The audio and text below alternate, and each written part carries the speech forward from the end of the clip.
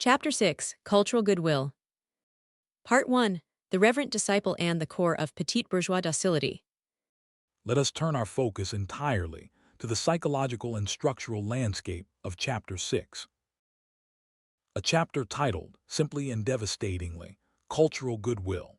If the previous chapters have mapped the grand battlefield of social space and examined how the body itself becomes an archive of class, Chapter 6 narrows its gaze with microscopic, surgical precision. It isolates the actor who stands precisely in the middle of our social map, the petty bourgeois. The lower middle class. To understand this individual, we must dismantle the naive assumption that those who occupy the middle of the social ladder live a life of comfortable compromise. The lower middle class is not a zone of peaceful equilibrium. It is a zone of permanent, structural tension. The petty bourgeois is an individual defined entirely by a state of transition, by the frantic, exhausting act of climbing, and by the terrifying, omnipresent threat of falling backward into the working class from which they or their parents so recently escaped. And how does this existential tension manifest in their relationship to culture? It manifests as a profound, reverent docility, a phenomenon I call cultural goodwill. Cultural goodwill is the total, uncritical acceptance of the elite scale of values. The working class individual, as we have seen, maintains a certain defensive indifference to the games of high culture. They choose the functional, the useful, and the heavy because necessity dictates it. But the lower middle class individual has acquired just enough economic stability and just enough education to realize that there is a temple of high culture, and they worship it with a fanatical, unquestioning faith. They believe with every fiber of their being that classical music, fine art, high philosophy, and avant-garde literature are sacred, objective marvels that possess the magical power to elevate and purify the human soul. They do not question the rules of the game. They do not challenge why a specific, confusing abstract painting in a museum is worth millions of dollars while the popular art they intuitively enjoy is branded as vulgar garbage. They simply accept the verdict of the gatekeepers. They look up at the cultural elite not with the anger of a revolutionary but with the pleading, anxious eyes of a disciple. They say, "I know I am not yet worthy. I know my taste is unrefined. But tell me what to love, tell me what to listen to, tell me how to speak, and I will obey." Let us look at a vivid, day-to-day modern example that captures the absolute essence of this docility. Consider the explosive rise of the self-improvement and executive book summary industries in your immediate 2026 world. An elite intellectual or an inheritor of high cultural capital reads books for the luxury of dialogue, critique, or pure aesthetic play. They read slowly, carelessly, and with an unthinking confidence that allows them to discard a book midway if it bores them, or to mock a celebrated author without a shred of guilt. But watch the lower middle-class professional who is desperate to climb corporate and social ladders. They do not view reading as a luxury. They view it as an aggressive, mandatory optimization strategy. They download mobile applications that promise to condense 500-page philosophical, historical, or economic treatises into 15-minute audio summaries. They stream podcasts titled How to Speak Like a CEO or The Daily Intellectual. Notice the intense, heartbreaking irony built into this behavior. The petty bourgeois individual is performing an act of total cultural submission. They are treating the grand monuments of human thought not as sources of deep, contemplative joy, but as a series of data points that must be rapidly consumed, memorized, and weaponized to achieve an appearance of refinement. They do not have the time to actually live with the culture, to let it simmer in their bones over decades. Their material precarity demands speed. They are forced to buy the Coles Notes version of distinction, trading the slow, somatic processing of genuine education for a frantic, superficial checklist of high-status references. Part 2. The hypervigilant autodidact and the agony of the self-taught mind. This structural docility leads directly to a specific, deeply painful cultural figure who haunts every corner of the lower middle-class experience. The figure of the autodidact, or the self-taught mind. To understand the tragedy of the autodidact, we must revisit the concept of sprezzatura, that effortless, casual virtuosity that the true elite bring to the world of taste. The elite individual knows what is good because they have always known it. Their taste was absorbed through the walls of their childhood home and reinforced by the casual, unwritten social networks of elite schools. Their knowledge is organic, implicit, and entirely relaxed. The autodidact, by contrast, has had to conquer culture through raw, conscious intellectual labor. They have had to study the map because they do not inherit the compass. Because they did not attend the elite prep schools or sit at dinners where high-status art was casually discussed, they are forced to treat culture as an academic subject. They buy encyclopedia sets. They read dictionaries of art history. They visit museums with audio guides firmly pressed against their ears, carefully taking notes on the dates, the movements, and the technical terms used by the curators. They work harder than anyone else. They memorize the exact historical periods of classical composers. They learn the complex vocabularies of postmodern film theory. They study wine classifications like medical students memorizing anatomy. And yet, despite all this monumental labor, the autodidact is systematically, ruthlessly defeated by the structure of the field. Why? Because their knowledge is too perfect. It is too rigid. It lacks the safety valve of casual indifference. When an autodidact speaks about art or philosophy, you can hear the creaking of the library desk in their voice. They are hypercorrect. They lack the confidence to make a joke about a sacred author, to mispronounce a name with style, or to casually admit that they find a celebrated avant-garde masterpiece completely unreadable. The elite look at the autodidact's flawless, hyperacademic knowledge and they detect the effort instantly. They see that this person learned their culture from a book rather than from life. They look at their perfect citations and their intense, serious delivery and they label them with that chilling, patronizing epithet, the pedant, or worse, the try-hard. Let us bring this down to a historic example to see how this structural trap operated in the educational systems of 20th century Europe. When the public school systems expanded in France and Britain, allowing the children of the lower middle class to enter higher education in massive numbers, these students arrived with an unparalleled intensity of cultural goodwill. They were the ultimate students. They sat in the front rows. They copied down every word the professor said. They memorized the textbooks cover to cover.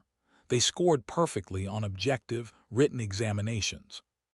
But when they sat for the elite oral examinations, the Grands Écoles interviews or the Oxbridge Viva Voces, they found themselves mysteriously, consistently flunked. The examiners, who were themselves products of the old aristocracy, did not look at the written test scores. They evaluated the student's habitus. They listened to the slight, over-precise stiffness of their accent. They watched the rigid, anxious posture of their bodies. They noted their total inability to engage in witty, casual, and slightly irreverent intellectual banter. The examiners would write comments like, lacks original brilliance, competent but mechanical, or displays a certain scholastic heaviness.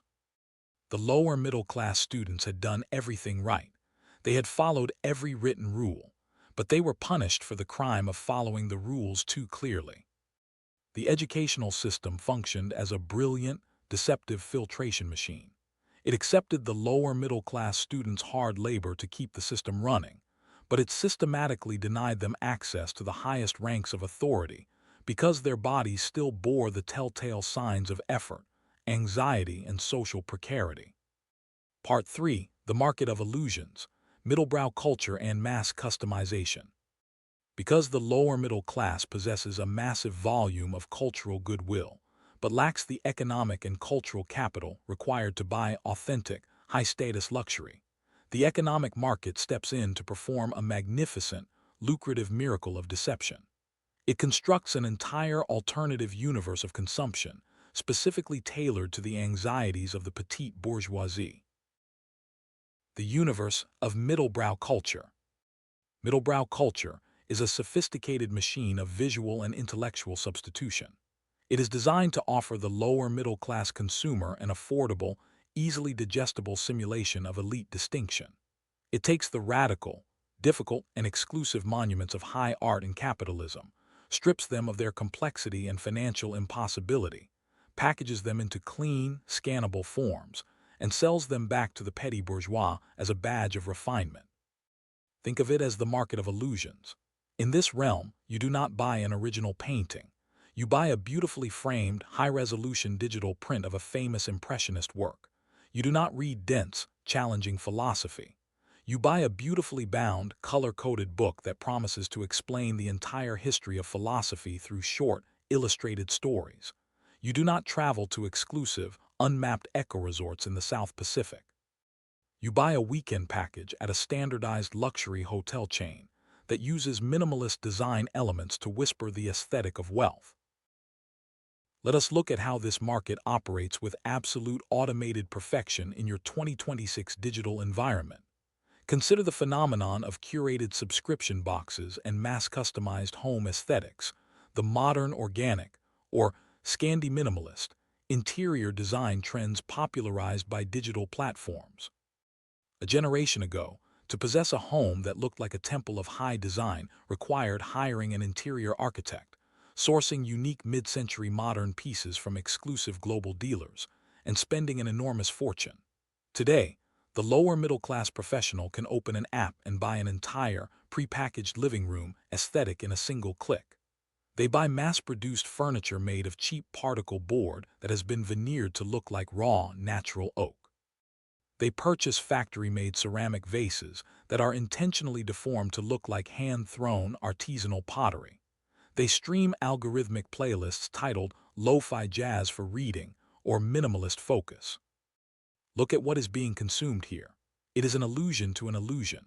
The consumer knows on some level that their furniture was made in a factory in overseas industrial zones, and that their art prints are identical to those hanging in 10,000 other apartments across the country. But their cultural goodwill forces them to chase the signifier. They are terrified of the alternative, which is the uncurated, practical, raw environment of the working-class home. They are trapped in a state of permanent aesthetic imitation. The market provides them with a comforting sense of distinction, making them feel that they have successfully escaped the vulgarity of mass society and entered the ranks of the refined. But the true elite look at this middlebrow landscape with an immediate, aristocratic boredom. The moment an aesthetic code becomes accessible to the lower middle class through mass customization, the elite abandon it. They reclassify it as basic, change the rules of the game overnight, and move onward to a new, even more exclusive and uncopyable definition of taste, leaving the petite bourgeoisie holding a basket of devalued cultural currencies. Part 4. Asceticism and the Policing of the Flesh. The Morality of Upward Mobility. We must now descend into the deep, dark moral cellar of the petty bourgeois mind. To sustain this lifelong, exhausting climb up the social ladder, to constantly buy the middlebrow illusions, study the cultural guides, and maintain the performance of hypervigilance, the lower middle class must develop a highly specific ethical framework. They must transform their structural necessity into a personal religion. They develop a morality of absolute asceticism and fierce bodily policing. The elite can afford the luxury of indulgence. They can indulge in expensive, heavy foods, engage in wild, eccentric behaviors, or break social taboos with a laugh, because their status is an unshakable fortress. The working class can indulge in immediate physical pleasures because they have accepted their position and require comfort to survive the day. But the lower middle class cannot afford a single mistake. They live in a state of permanent, terrified self-policing. They view their own bodies, their own desires, and their own natural impulses as dangerous internal enemies that must be constantly watched, subdued, and disciplined. Their life is a monument to postponement. They postpone immediate pleasure for future promotion. They postpone spending money on raw joy to invest it in status symbols. They trim their budgets, count their pennies, and schedule their time with bureaucratic precision. They develop an intense, burning resentment toward anyone who displays an unbothered, relaxed relationship to the flesh. They look down on the working class, branding them as lazy, irresponsible, and undisciplined because they eat heavy foods or watch trash television. and they look up at the decadent elite with a hidden, bitter moral outrage, convincing themselves that while the elite may have more money, they, the lower middle class, possess a superior moral purity. Let us look at a magnificent day-to-day example that perfectly illustrates this bodily policing in the contemporary era. The modern culture of wellness, clean eating, and corporate fitness metrics. Go to any middle-class neighborhood early in the morning.